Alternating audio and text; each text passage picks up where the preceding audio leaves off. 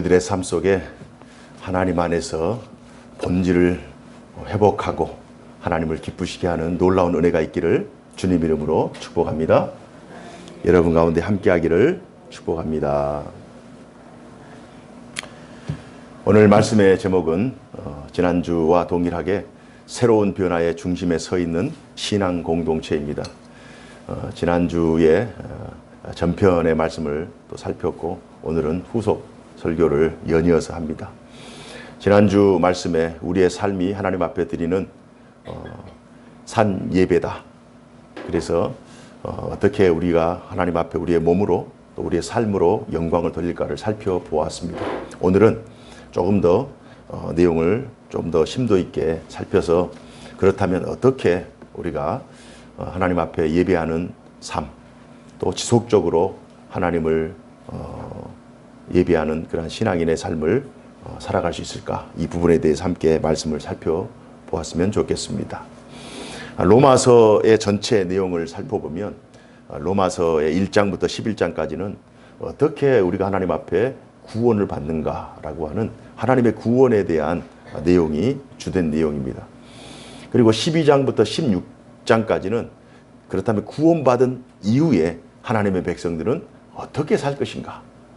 그래서 로마서 1장부터 11장까지는 어떻게 하나님께 구원을 받을 것인가.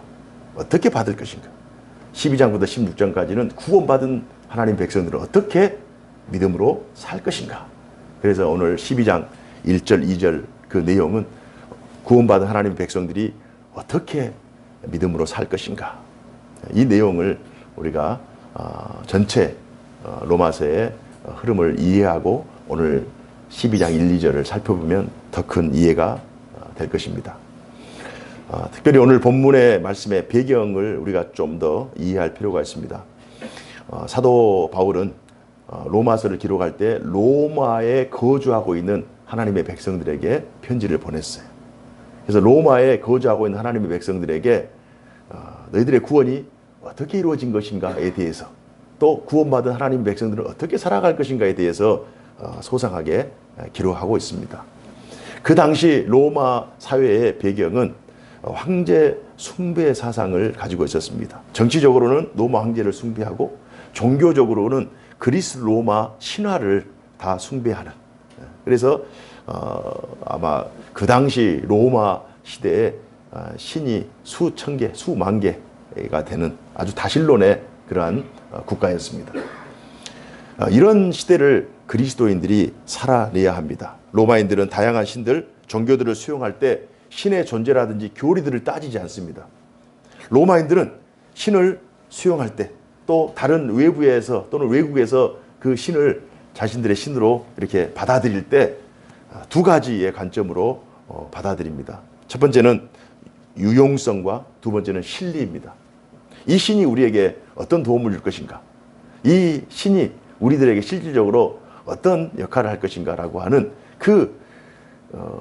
그렇게 신리와 유용성 이 두 관점으로 보기 때문에 신에 대한 본질, 절대적인 신관에 대해서는 전혀 의지가 없고 그 신이 존재하고 그 다음에 피조물이 존재의 순서인데 이 로마인들, 사람이 신을 결정하고 사람이 신을 수용하는 그러니까 이 종교적으로 굉장히 타락한 그러한 시대가 바로 로마의 시대였습니다. 그렇기 때문에 유일신 또는 절대적 존재로서의 신관이 미비된 그러한 시대 속에서 그리스도인들이 살고 있습니다. 사도 바울은 이런 로마의 정치, 종교적인 상황 또 영적인 그런 상황에 살아가고 있는 수많은 그리스도인들에게 바울은 이 시대를 본받지 말라.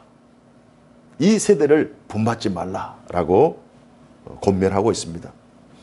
이 세대를 본받지 말라라고 하는 이 말씀은 이 세대에 고착되지 말라는 이 시대에 고착되지 말라. 이 고착이라고 하는 것은 어떤 물질이 어떤 다른 물질에 달라붙어서 떨어지지 않고 그것과 함께 동일체를 이루는 그게 고착이잖아요. 이런 로마 시대의 그 불확실한 신관과 또 무분별한 그 영성, 영적 그 무질서 속에 너희들이 고착되지 말고 너희들이 이 세대를 본받지 말고 정신을 차려서 바르게 신앙생활을 해라. 사도 바울은 당시 로마 시대에 정치, 경제, 사회, 문화, 종교 이 부분에 대해서 아주 너무나도 잘 알고 있는 사람이에요. 그 스스로가 로마인이에요. 그렇기 때문에 이 로마의 그 뭐 장점이라든지 혹은 로마의 그 폐단, 단점들을 너무나도 잘 알고 있습니다. 세상 이치에 따라서 분위기에 맞춰서 살다 보면 하나님의 말씀과 배치되는, 하나님과 말씀에 위배되는 그러한 상황을 직면할 수도 있다는 사실을 사도 바울이 너무나도 잘 알고 있어요. 세상 사람들 중에 100이면 99사람이 99명이 다른 길로 가고 있고 자기 혼자 있으면 괜히 외롭고 혹은 또 왕따된 것 같고 혹은 고립된 것 같고 그런 분위기들을 사도 바울이 너무나도 잘 알고 있는 거예요. 전체 로마인들이 혹은 전체 로마 제국이 무신론 혹은 또 다신론 이 방향으로 가고 있는데 그 사이에서 유일신론, 절대적인 하나님의 신관을 가지고 살아간다는 것, 오직 예수 그리스도가 진리라고 하는 이 사실 하나를 붙잡고 그 시대를 헤쳐간다는 것이, 그 시대를 버텨낸다는 것이 얼마나 힘든 일인지를 사도 바울이 너무나도 잘 알고 있는 거예요. 이런 의미에서 본받지 말라고 하는 것은 이 시대에 영향력에 무방비로 휘둘리지 않는 삶의 방식을 고수하라. 많은 로마의 그런 세력들이 그리스도인들이 신앙생활 하기 어려울 정도로 정말 엄청난 도전을 하고 또 엄청난 시련을 갖다 줄 텐데 여기에 흔들리지 말라는, 그리고 푯대를 정해서 오직 진리라고 생각하는 그 진리를 붙잡고 믿음으로 나아가라는 거예요. 이때 성도의 행동 기준은 세상이 아니라 하나님의 말씀이어야 되고요. 세상에 순응하지 않고 하나님의 말씀에 순종해야 됩니다. 세상에 순종하다가 하나님의 말씀에 순종하는 그 기회를 놓쳐버리면 정말 성도의 자기 정체성이 흔들릴 수밖에 없는 거예요. 그래서 하나님의 말씀에 순종하는 이걸 선택해야 되는 거예요. 혹시 요즘 대한민국에 굉장히 핫한 영화가 영웅이라고 하는 영화죠. 도마 안중근, 토마스, 이제 가톨릭 신자이기 때문에 도마 안중근이 1909년 10월 26일에 러시아 제국의 하얼빈이라고 하는 곳에서 이토 히로부미를 저격합니다. 그러면서 이제 재판에 넘겨지고 이제 일본 그 재판부에 넘겨져서 이제 판결을 받아요. 그때 판결문에 그 판결하는 그 판사 앞에서 마지막 안중근 의사가 하신 말씀이, 나는 이토 히로부미를 개인적으로 미워하지 않는다. 사람들이 웅성웅성한 거예요. 왜냐하면 미움과 증오 때문에 저격한 지 알았거든요. 나는 이토 히로부미를 개인적으로 미워하지 않는다. 증오하지 않는다. 단 이토 히로부미가 추구하는 제국주의, 그 제국주의로 말미암아 사람들이 힘들어하고 또 이 세상의 질서를 파괴하고 약한 자들이 위에 군림하는 그런 그들의 취지라든지 그들의 악함에 대해서 나는 분개한다. 나는 제국주의자 이토 히로부미를 저기겠지 인간 이토 히로부미를 미워하지 않는다. 이러면서 거사를 단행했다라고 고백합니다. 아마 안중근 의사 역시 믿음을 가지고 있었기 때문에 선과 악, 하나님의 그 공의와 이 세상의 부정 혹은 불법, 부패 이 사이에서 굉장히 기도하면서 자신을 하나님 앞에 드리는 순교의 마음으로 아마 결단을 한 것 같습니다. 성경 속에서 그런 비슷한 내용들이 많이 있죠. 다니엘과 같은 경우 세상의 악법, 황제 성상을 만들어서 하루에 3번씩 절하라고 하는 그 부당한 요청에 그가 비록 충신이지만 그는 하나님을 섬기는 하나님의 예배자로서 나는 절대 우상을 숭배하지 않는다. 거부합니다. 사자굴에도 들어가고 또 풀무불에도 들어가는 그러한 어려움을 당하면서도 신앙을 지켜내는, 그 시대의 흐름에 고착되거나 그 시대의 요구에 순응하지 않고 오직 하나님의 말씀 앞에 순종을 다하면서 비록 힘들고 어려움을 당하지만 그 시대를 버텨내는 거예요.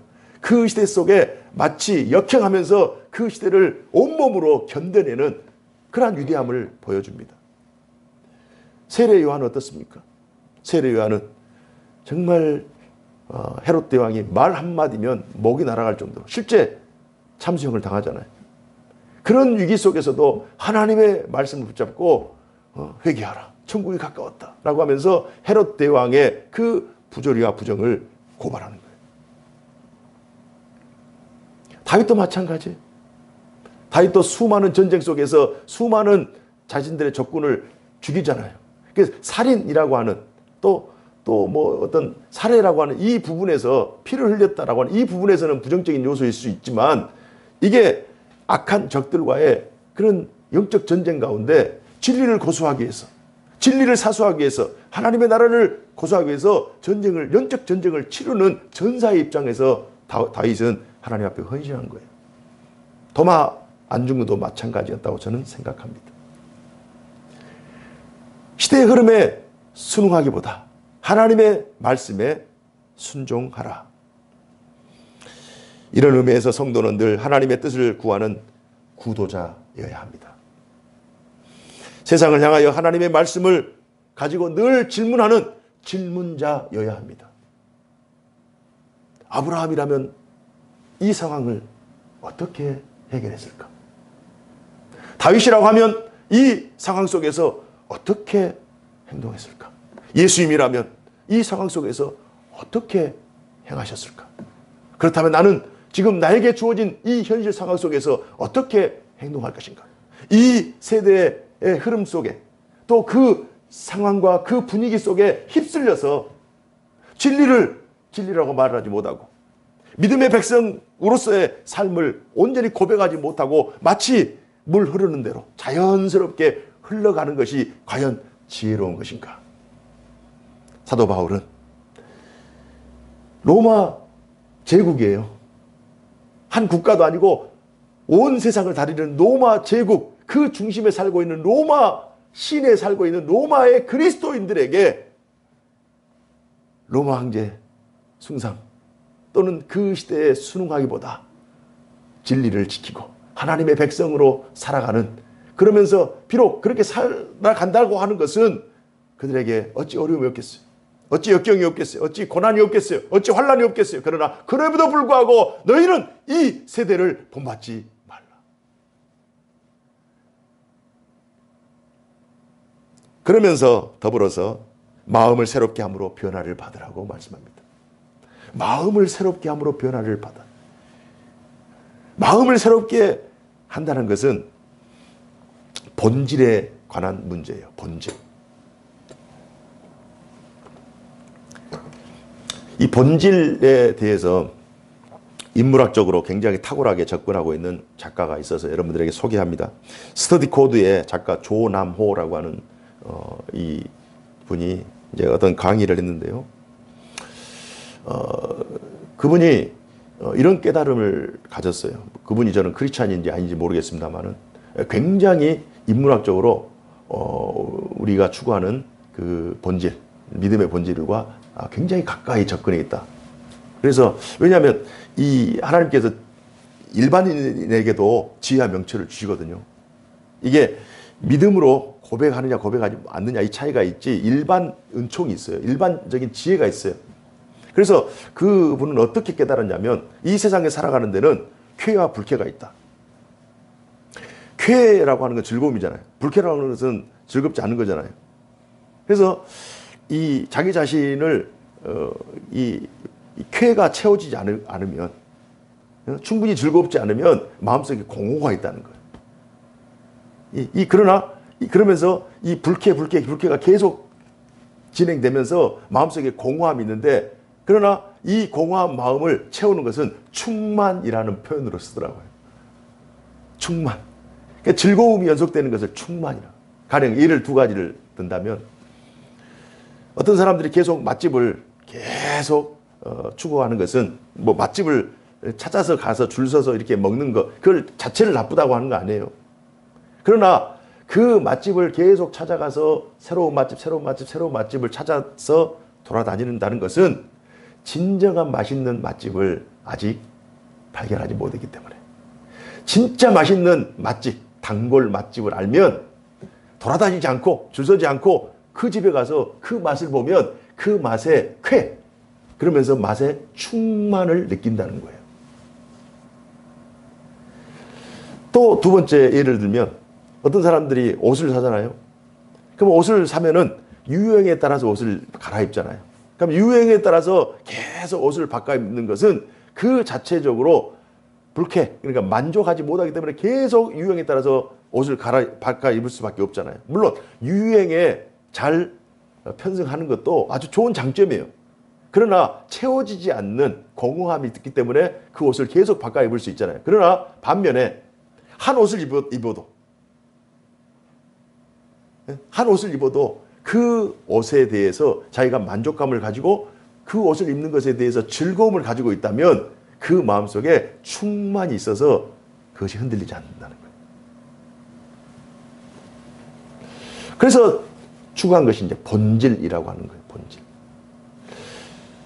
자기의 마음속에 즐거움이 있고 그 즐거움이 마음속에 충만이 되면 그 충만함을 추구하는, 이것이 본질을 추구한다는 거예요. 본질을. 굉장히 저는 이 부분을 인문학적으로 접근하는데도 굉장히 마음속에 저 사람이 믿음으로 이걸 고백을 해서 하나님의 말씀으로 받아들여서 믿음으로 고백한다면 굉장히 중요한 임팩트가 있겠다. 저는 그렇게 강의를 들었습니다. 기독교의 개혁이란 결국 본질로 돌아가자는 거거든요.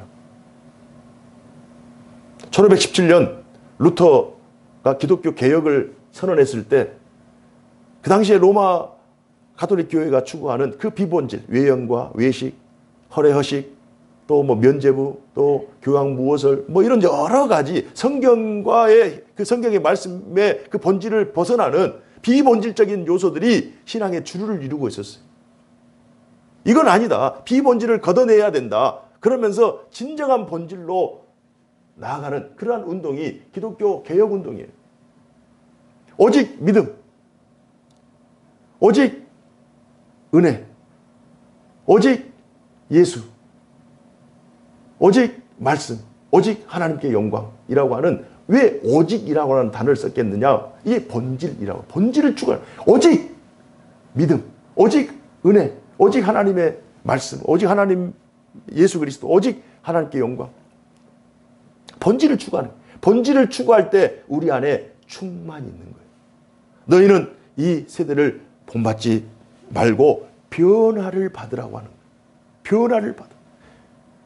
이 세대를 본받지 말고 변화를 받아야, 본질을 추구해야, 본질을 붙잡고 있어야 이 세대의 흐름 속에서도, 로마 제국의 그 유혹과 핍박 속에서도 넉넉히 이길 수 있어요. 지금 이 시대의 흐름, 이 시대의 변화, 정말 속도를 따라가기 어렵습니다. 이제는 뭐 밀레니엄 시대를 지나서 MZ 시대를 지나서 이제 새로운 세대가 또 등장한다는 거예요. 이름도 외우기 어려울 정도로 시대가 급변하고 있어요. 그런 속에서 우리가 본질을 붙잡고 있지 않으면 우리는 시대의 흐름 속에서 마치 이 세대에 순응해버리는, 로마 제국에 순응해버리는 것처럼 이 시대에 순응해버려서 우리의 그리스도인의 맛과 우리 그리스도인의 색과 빛을 다 상실해버리는 그러한 어려움을 당할 수 있어요. 본문에 기록된 마음을 새롭게 함으로의 그 마음은 정확하게 얘기한다면 이제 헬라어로 누스라고 하는 헬라어 단어인데요. 이 마음은 하트를 의미하지 않아요. 어떤 마음의 감성적인 그런 그 하트, 그 심장을 얘기하지 않고 그 마음이라고 하는 것은 마인드를 의미합니다. 생각, 사고, 가치, 이걸 의미하는 거예요. 너희는 마음을 새롭게 하라고 하는 것은 단순히 마음의 감동적인 어떤 감동을 받아야, 또 정서적인 어떤 그 모든 것들이 충전되어야 우리 마음에 막 뜨거워지고 막 기도를 할 때 뜨거워지고 이런 것이 아니에요. 냉철하게 하나님의 진리를 분별할 수 있는 영적 사고력을 가지라고 있어요. 너희는 마음을 새롭게 한다는 것은 너희의 생각과 너희의 가치관을 새롭게 하라는 거예요. 새롭게 한다는 것은 새로운 어떤 없는 것을 새롭게 하는 것이 아니라 기존에 이미 존재한 것에 그 가치가 있는데 그것을 싸고 있는 그 비본질을 다 벗겨내면 정말 본질, 진수가 나오는데 그 진리인데 그 진리를 인식하는 그 인식을 다시 하라는 거예요. 이게 새롭게, 마음을 새롭게 하는 거예요.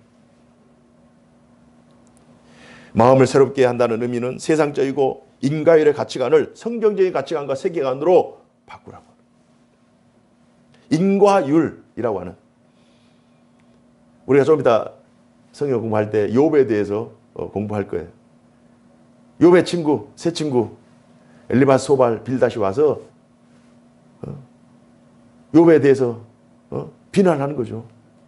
네가 까닭 없이 이런 고난을 당하느냐? 네가 무슨 잘못을 했기 때문에 이런 결과를 당한 것이다. 네가 어떤 죄를 지었기 때문에 이런 고난을 당할 것이다. 이렇게 하면서 인과율, 원인이 있으면 결과가 있기 때문에 이렇게 하는 거예요. 네가 잘 산다. 정말 행복하게 산다. 이것은 네가 선을 행했기 때문에 잘 사는 거예요. 이게 인과율이 온 세상을 지탱하고 있는 이게 그 규범이에요. 그러나 신앙에는 인과율을 초월하는 하나님의 섭리와 하나님의 뜻이 있는 거예요.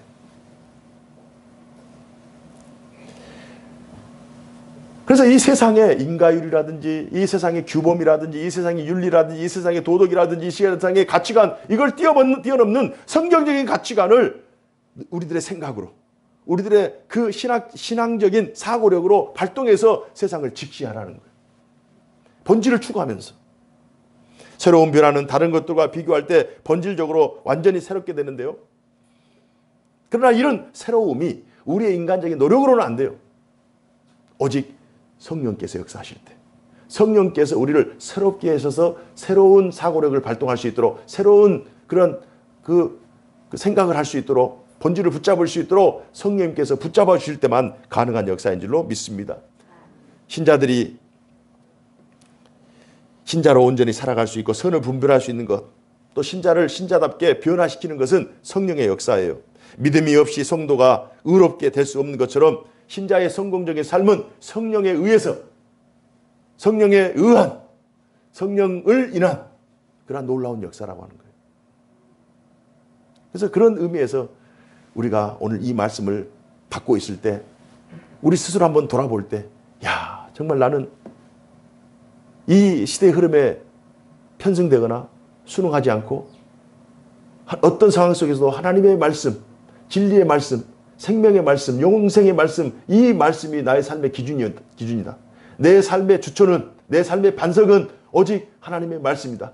그리고 성령의 힘 주심과 능력 주심과 보호하심 가운데, 인도하심 가운데 나는 지금까지 살아왔고 앞으로 살아갈 것이다 라고 이 믿음을 오늘 말씀 받는 우리가 고백하고 있다면 여러분의 인생은 성공적인 인생인 줄로 믿습니다.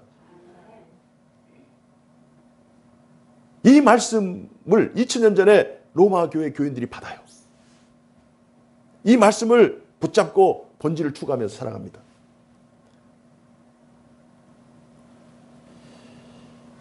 이절에 마음을 새롭게 함은 1절에 몸의 드림과 밀접한 연관이 있어요. 마음을 새롭게 해야 새로운 마음으로 살아가는 그 삶 속에 자연스럽게 몸이 따라올 수밖에 없는 거예요. 마음이 새로워지지 않고 생각이 새로워지지, 생각이라고 그랬어요. 생각이라든지 하나님에 대한 사고력이 새로워지지 않고 어떻게 새로운 삶 혹은 하나님 앞에 제사 드리는 몸, 예배하는 몸으로 어떻게 살겠어? 그래서 지난주의 설교와 오늘 설교가 연관되어 있고 오늘 설교가 조금 더 본질적인 설교예요.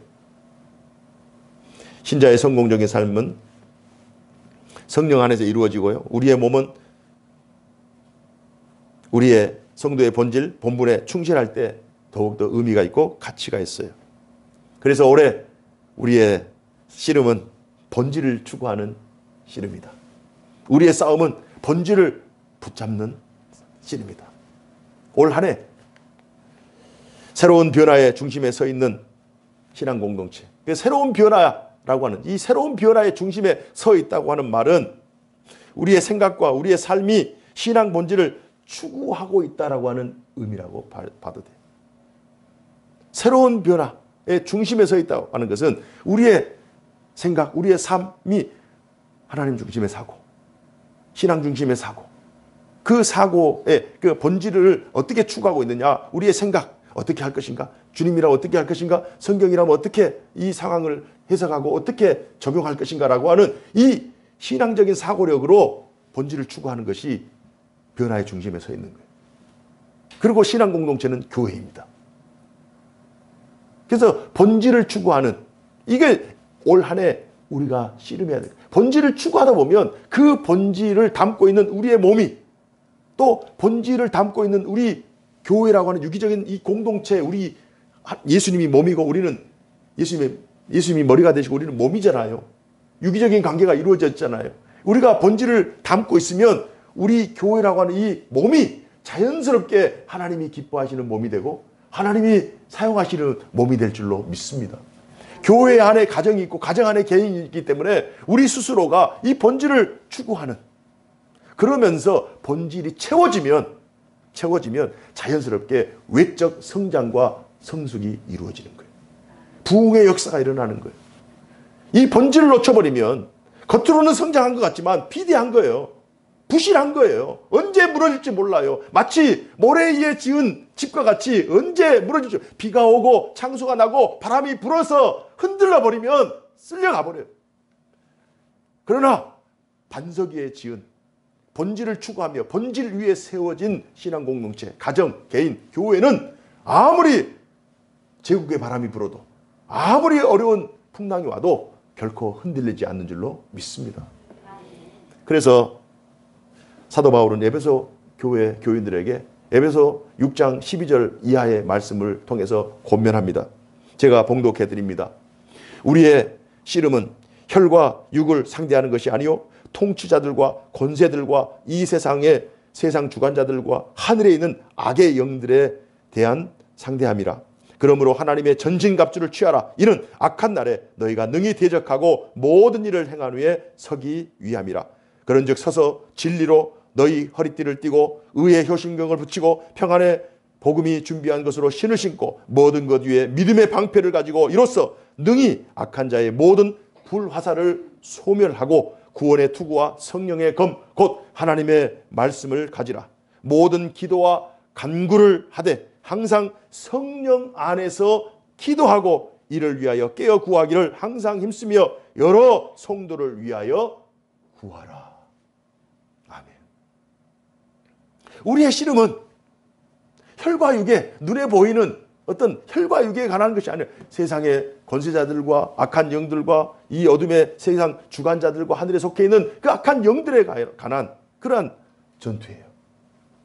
눈에 보이는 것이 다가 아니라는 거예요. 어떤 사람이 악한 행동을 하잖아요.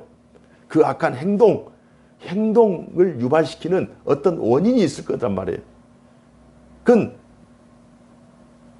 그 배후에서 역사하는 어둠의 세력이 그 영혼을 붙잡아서 그 일을 하게 하는 거예요.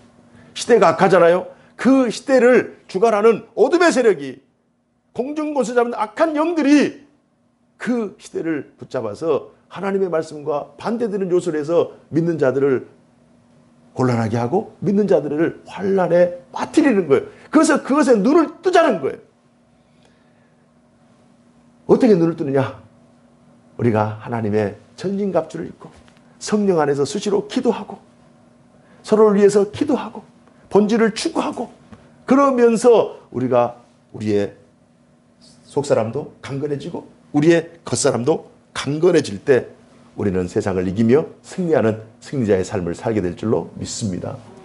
올 한 해 우리가 새로운 변화의 중심에 서 있는 신앙 공동체, 지난주와 이번 주의 말씀을 우리가 힘을 얻어서 본질을 추구하면서 성령의 도우심 가운데 신앙 공동체를 이루어서 가정교회, 개인 가정 교회가 하나가 돼서 우리가 본질을 추구할 때 그 힘을 통해서 이제 이 내적인 힘이 외적인 그 힘을 얻어서 더 큰 일도 할 수 있고 더 위대한 일도 할 수 있고, 우리 장로님 기도했던 것처럼 그런 놀라운 역사도 우리가 이루어낼 수 있는 그러한 복된 역사가 2023년 우리 가운데 이루어질 수 있도록 우리가 함께 힘을 모아서 기도해야 될 줄로 믿습니다.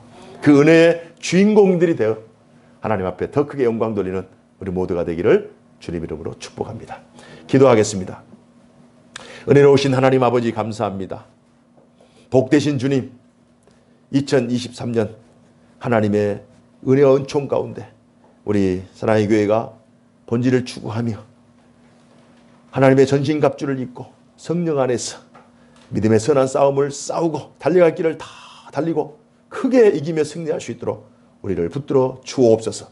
개인, 가정, 교회에게 하나님의 말씀의 본질을 추구하며 내적으로 강하게 하시고 담대하게 하여 주시고 견고하게 하여 주셔서 세상을 넉넉히 이기는 개인, 가정, 교회가 되게 하여 주옵소서. 세상을 변화시키는 중심에 서 있는 개인, 가정, 교회가 될 수 있도록 우리 모두를 축복하여 주옵소서. 주 예수 그리스도 이름으로 기도하옵나이다. 아멘.